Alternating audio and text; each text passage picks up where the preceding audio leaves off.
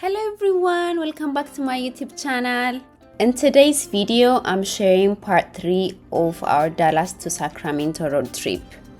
This was my longest road trip so far, with so many memories along the way, so I decided to make the videos into 3 parts. Good morning. So now I'm about to go grab breakfast. I'm already in the first floor. And yeah, let's go get breakfast, then we'll be on the road to California. Okay, so now we just checked out from the hotel and on our way to California, and it's 12 hours. The time is 18, so we'll be there by 7:10-ish. Not really actually, because we'll be stopping at Las Vegas, Nevada, so that we're taking that route. And here there's like breakfast. They brought some waffle, there's this drink. Yeah, so this is the outside. Oh, it's actually good on the camera. It looks like horizon.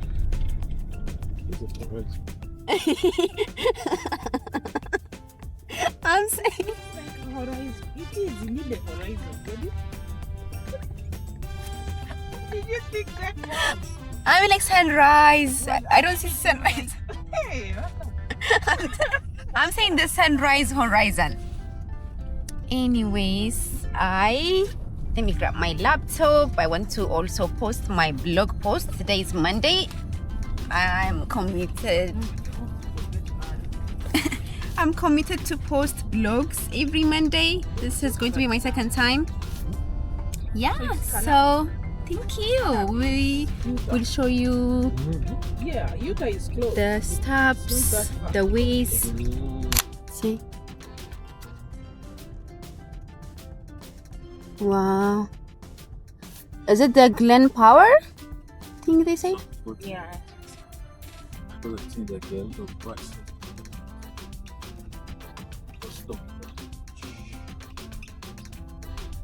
Oh, that is the dam. So one of the activities that I wanted us to do was it was coming to this dam. Yes.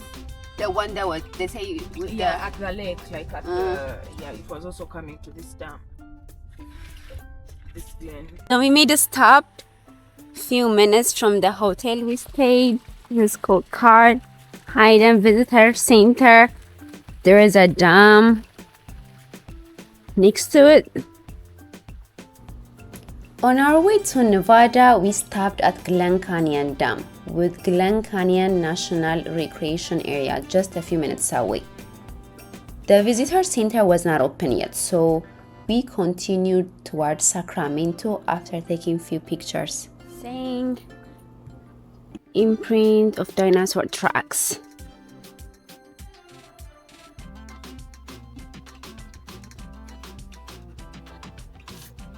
Oh, this is the dam. Side at the better view because they have the viewing things. Oh, I see. Yeah, and they had the whole thing has like where you take pictures from. So you could see up to all the bottom and up to where it is all viewed up. Arizona, welcome to Arizona. Sign is over there. And welcome to Utah is here. Stop at another Starbucks. Oops. Thank you.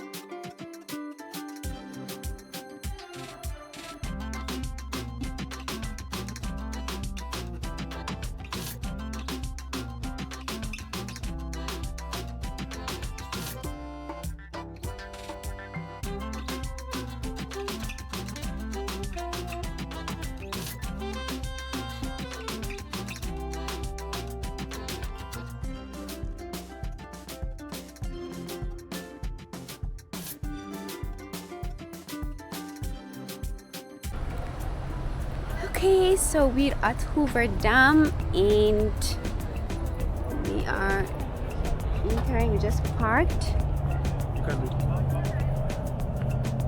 One of the things to consider if you're coming to Hoover Dam is you can't book the guided tour online, so you have to do it in person.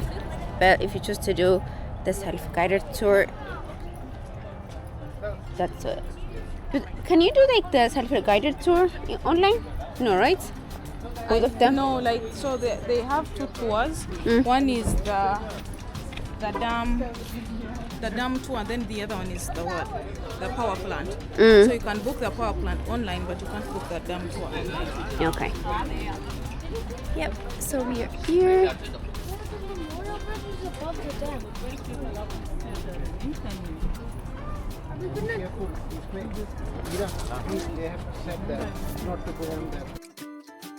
This influencing is acquired. Just keep. I don't have it.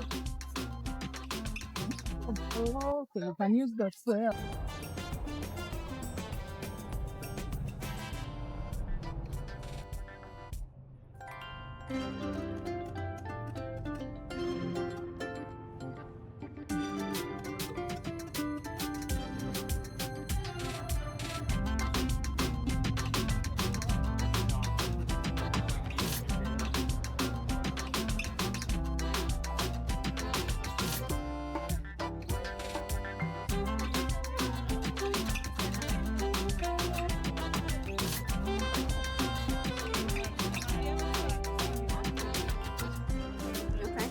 The entrance we took 6 minutes from here.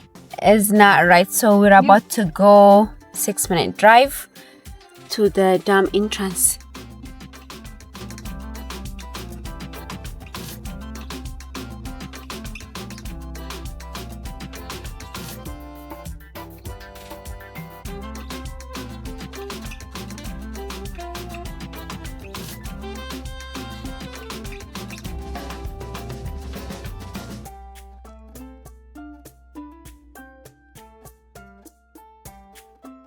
So we just parked close to the visitor center.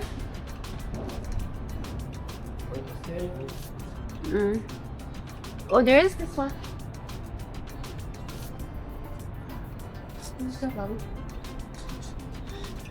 I don't know where it takes us though. I don't know where it takes this one. The garage is in between the ropes.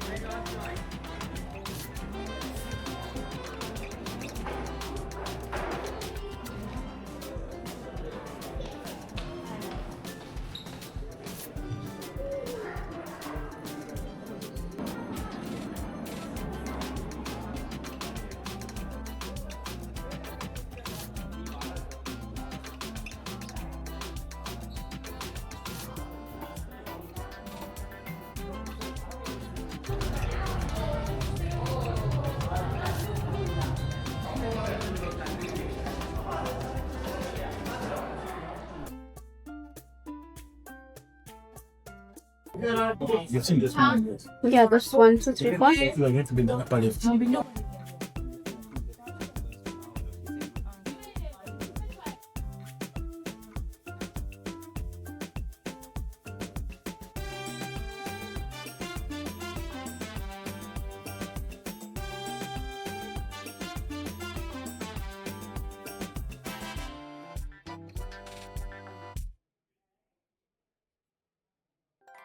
Guys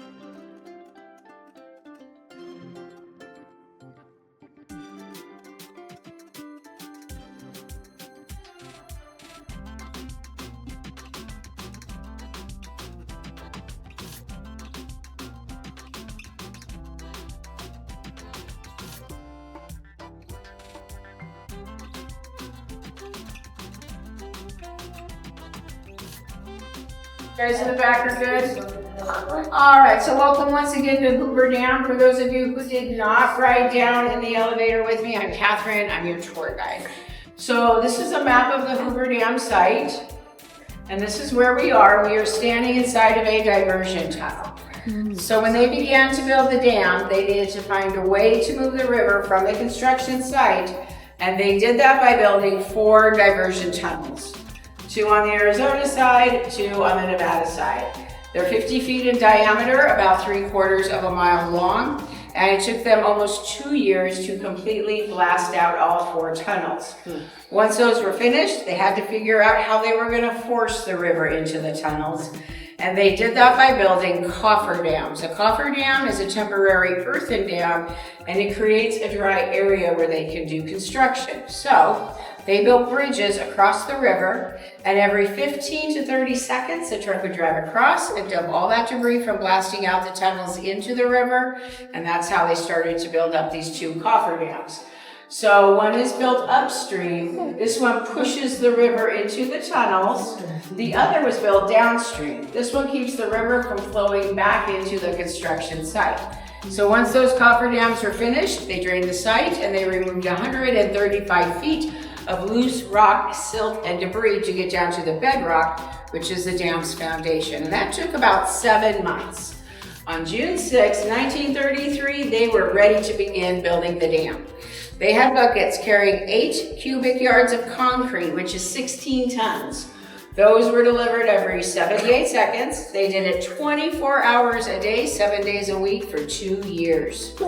Once they were finished building the dam, then they were ready to begin filling up the lake. And they did that by closing off 3 of the diversion tunnels, by lowering heavy steel gates. They did leave 1 tunnel open. That way the river could continue to flow back downstream. So once the water was high enough, they did close off that last diversion tunnel. They blasted out the lower coffer dam. That way the river moves more freely as it travels downstream. But the upper coffer dam, it still remains underwater today. It took a total of 6.5 years to completely fill up the lake. So how do we get water from one side of the dam to the other? Intake towers, and there are 4. 2 on the Arizona side and 2 on the Nevada side. They're 395 feet tall, and they sit up on 250-foot rock ledges. So the water flows down through them into 30-foot diameter penstock pipes like the one that you can see out the windows. So you may feel the floor vibrating beneath your feet, and that is up to 96,000 gallons of water per second flowing through the pipe. It's enough water to fill an Olympic-sized swimming pool in less than 7 seconds. Then the water flows down into smaller 13-foot diameter pipes that leads to the generators spinning the turbines, and then it flows back down the river. The last thing I'm going to tell you about are the spillways, and they're on either side of the dam. There's one on the Arizona side and of course one on the Nevada side. And they were built to keep floodwaters from going over the top of the dam. We used them twice. Once in 1941 for testing. So when they first filled up the lake, they overfilled it on purpose. And thank goodness they worked, because in 1983 we did have a flood. There was a heavy snow melt up in the Rocky Mountains. That's where all our water comes from. All the conditions were just right that year. So here's a picture of the flood of 83. And that is the dam right back there. The water ended up cresting within 7 feet from the top of the dam. When this flood was occurring, water was going over the spillways for 63 days in a row. That's about the equivalent of 2 Niagara Falls. So the water goes into the spillways, through the tunnels around the dam, and then safely back into the river. All right, next stop is going to be the Nevada wing of the power plant. Once again,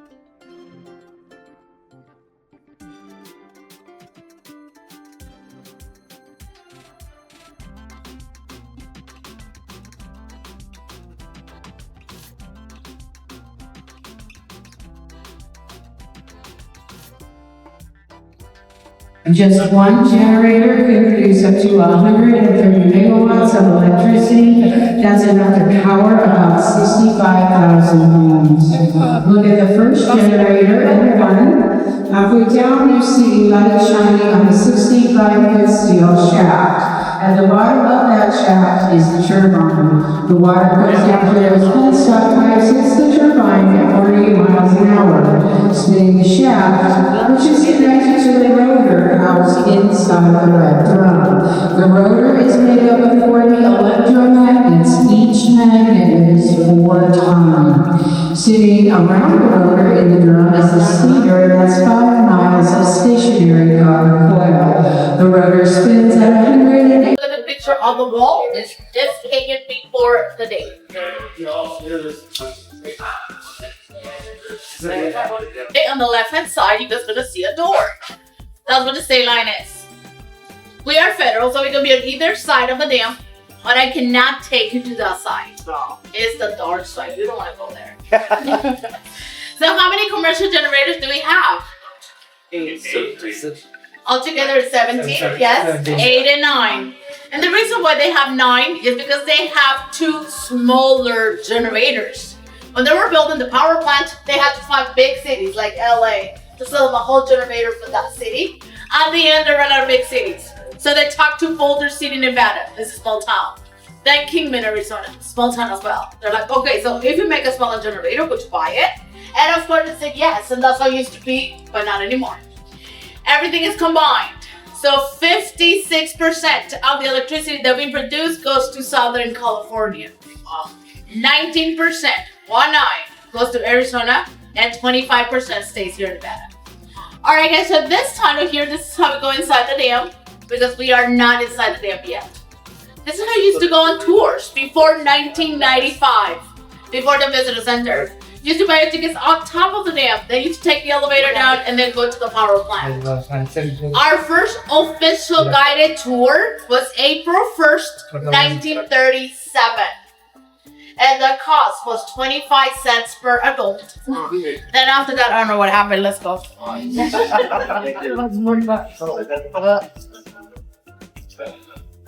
Of this tunnel. So look at the wall. 150 feet. On the other side of the wall, we have lake meeting, water. The lake is about 400 feet above our heads, not on top of us, okay? On that side. Here we have 500 feet of concrete. But let me make you feel safe. They overbuilt the dam by 70% by today's standards. So the life expectancy of the dam is 2,000 to 3,000 years from now. Okay. 30. So I asked one of the engineers, what are you going to do after that? He said that's somebody else's problem. And it's true, because we're not going to be around, so we'll never know. The dam is not attached to the cable walls or the bottom. The dam can move in and out, not up and down. So it sits like this inside the rock, 75 feet on each side. It's an arch gravity dam. So the arch deflects the pressure of the water into the canyon walls. That's about 45,000 pounds per square foot. The dam weighs 6.6 million tons. So that gives you a sense. It's amazing how the buildings they have back in the 30s. They had no computers, no calculators. They used pencil, paper, and slide rules. Now the question is, why did they build the dam so it can move? They made it like that for a main reason. Any ideas? Earthquakes. We do get those here. We are number 3 in the nation. California is number 1, Alaska number 2, and we are number 3. But they're small. The biggest one happened back in the 50s. It was a 5.2 earthquake. Nothing happened. The dam hit within an 8.6 earthquake. But we haven't tested it yet. I don't want to be here when it happens at all. And remember, the dam is not attached to the canyon walls, right? So they knew water was going to try to go around the dam. They don't want that. That could roll away the rock. So what they did was put a rock curtain and they put drain holes all the way to the top. So when the water tries to go around the dam, it just finds the drain holes and then we collect the water down at the bottom of the dam. The last 200 feet of the dam, we call it the sewage gallery. Now when we fill the water, when it goes home, just want it back into the earth.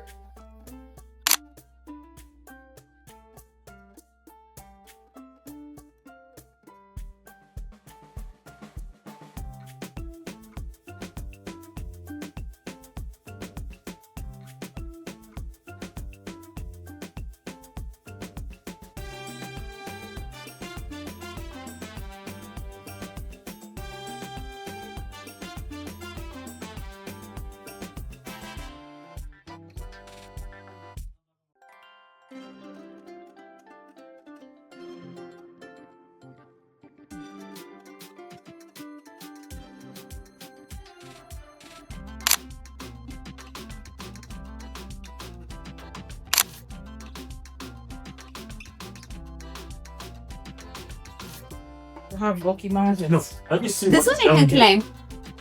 See what is down here. Let me see. More stairs. So imagine someone that See that every thing day. face? Will be bye-bye. Then we have cracks inside the dam. Where's? Right here. See, they marked the cracks every quarter than when they found them. So like this one 1940, this one 1938, 1943. We got a lot of cracks inside. No, they just have to, like, usually when we have new tour guides, that's how we initiate them. But we take the elevator down and then we go up. The first time we climbed the stairs, it took us 45 minutes. It is brutal, one way. The last time we climbed the stairs, it took us 25 minutes. We were so proud of ourselves. When we got to the top, we couldn't open the door to exit. So we called security. They came to try to open the doors from the outside, and they were kicking the door so hard, but they couldn't open it. So we had to go back down. That was scary, but the door is fixed. Imagine if it was an emergency. All right, guys. So the blocks. The dam was built with blocks. A lot of people believe the dam is one block of concrete and that there's people buried inside the dam. The dam was built with blocks. The blocks were 25 by 25 all the way to 60 by 60, but they were all 5 feet high. Every 78 seconds, they will pour 16 tons of concrete, not in the same block. So it only went up about 2 inches deep. It's kind of hard to lose someone in 2 inches of concrete. No one is buried inside the dam. But one of the workers, before he went home, he took off his boots and he left on one of the blocks upside down. When the next door came in, they thought it was a person in the concrete. So they went and started digging the person out. It was just the boots. So I'm guessing that's what the rumor started. But the blocks at this level, they were 50 feet. I don't know if you noticed the markings on the walls. Every 10 feet, there's a marking. So 0 plus 10 is the beginning of the block. 0 plus 50 is the end of the block. And there's stars all over. Each block has a letter. Let me just shine my light there. See them? So that's how they used to find themselves back then. They used this as a map. And this guy, he works in a mine. He told me whenever you see a number that starts with a 0, has a plus another number, that means where the 0 is, that direction is the exit. And the exit is that way. So I'm guessing that's true. There you go. Yeah. Wow, they're a genius. They're geniuses. What do we find? Over there. So where's the time difference? So This is Nevada time. The other one I think is so there's like from this 4 of them, 2 of them are restroom. What was the 2 of them in the middle? The other one is the elevator. other one. The Female ladies. restroom. Then I think this is the male or something. Yeah, this There's 2 in between. There's 2 in between. Yeah. So the last one is the female. I don't know where the male is. The middle is this one. The first one. There's the one in two of them in between. They do something that I don't know. But they didn't write one person, I think. Oh, maybe this is the one. They wrote all the 90 something, but they have 98 names. Yeah, why didn't they write the other one?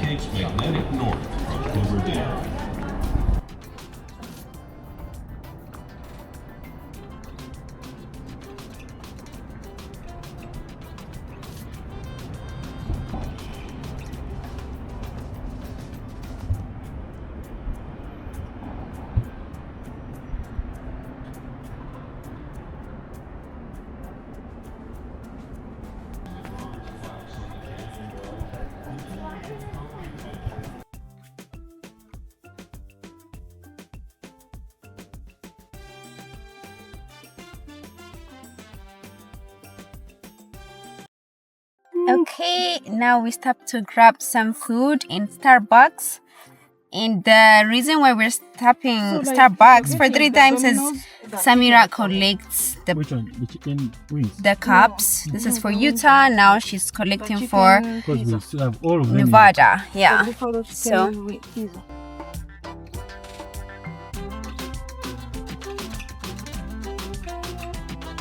second time stopping for gas. I forgot to record the first time. Typical Leorit moment. I always forget recording. Then I'll be like, oh, I wish I recorded. Okay. And we made it! I was so sleepy. I was sleeping the whole road. Thank you so much for watching. Special thanks to my friends who planned, organized, and sponsored this trip. I will see you in the next video.